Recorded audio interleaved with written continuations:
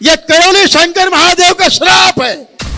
जो वह बलि करेगा मंदिर परिसर में महाअपराध है, कभी भी मुक्ति नहीं पाएगा उसका परिवार, उसका वंश कभी मुक्ति नहीं पाएगा।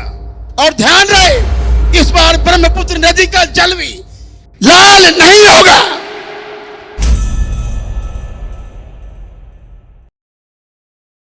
तो इसलिए दरबार ने घोषणा की थी कि इस बार ब्रह्मपुत्र नदी का जो जल है वो लाल नहीं होगा। हर बार लाल होता था।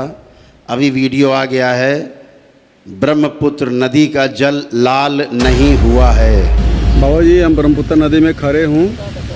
इस बार ब्रह्मपुत्र नदी का पानी लाल नहीं हुआ है। इस वक्त हम ब्रह्मपुत्र नदी में हैं।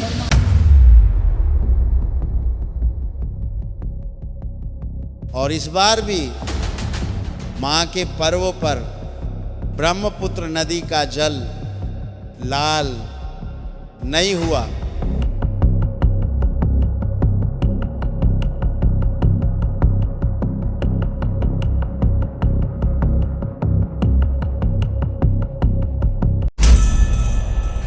दरबार में सब आप जानते हैं कि माता जब रजस्वला होती है महापर्व में अम्बुवाची में, तो ब्रह्मपुत्र नदी का जल लाल हो जाता है।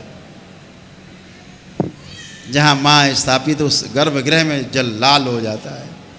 तो सफ़ेद वस्त्र डाल के रंगा, उससे लाल रंग लिया जाता है। सफ़ेद वस्त्र लाल हो जाता है, फिर उसको काट के सबको बांटा जाता है। पूरे साल बांटते हैं। दरबार ने घोषणा की थी, जब तक तुम बलि प्रथा नहीं बंद करोगे इस मंदिर परिसर के अंदर, तब तक इस ब्रह्मपुत्र नदी का जल कभी भी लाल नहीं होगा।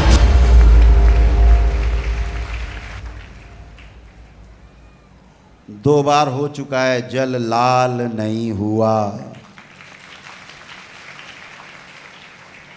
तीसरा वर्ष है, लाल नहीं होगा।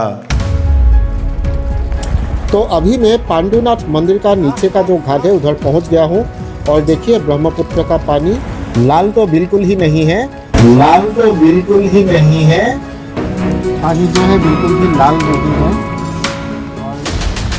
दरबार ने 18 जून को घोषणा की थी कि माँ के क्रोध का प्रमाण ये होगा कि हर वर्ष ब्रह्मपुत्र नदी का जो जल लाल हो जाता था माँ के रक्त से, वो इस बार माँ के रक्त से ब्रह्मपुत्र नदी का जल लाल नहीं होगा।